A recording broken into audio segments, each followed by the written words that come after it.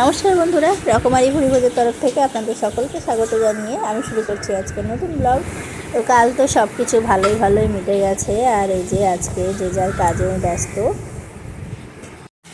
এদিকে আমার রায় আর দীপা এখানে বসে আছে, সবাই ছিল এখানে, দিদি তনুদা সবাই বসা ছিল। এখন এক এক করে উঠে গেছে, দিদি জামা কাপড় মেলছে, বৃষ্টি হয়ে গেল আবার এদিকে।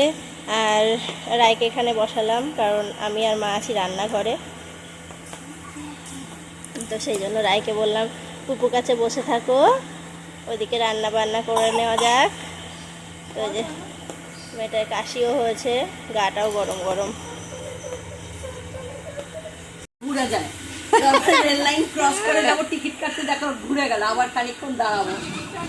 হ্যাঁ হ্যাঁ আমি দেখেছি, কতবারে বলে দিয়েছি।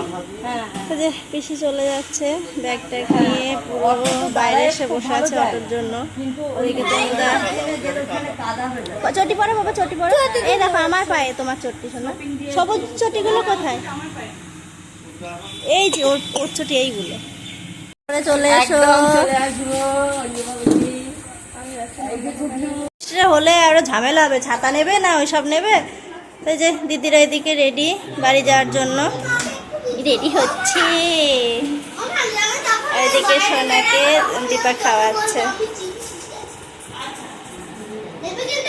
আর এদিকে রায় ও দাদার জুতো পরে হেঁটে বেড়াচ্ছে। ওলে বাবালে, অনেক দাদার জুতো বলেছে রে।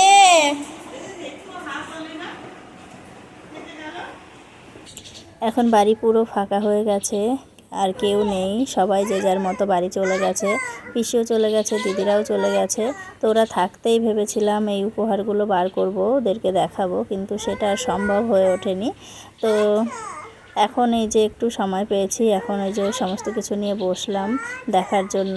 তো এই ভিডিওটা আমি এখানেই শেষ করছি, আর বড় করছি না। তো কি পেয়েছে দীপার সাথে উপহার হিসাবে, তো সমস্ত কিছু আপনাদেরকে পরের ব্লগে দেখাবো। তো আপনারা সবাই ভালো থাকবেন, সুস্থ থাকবেন, আর সাবধানে থাকবেন।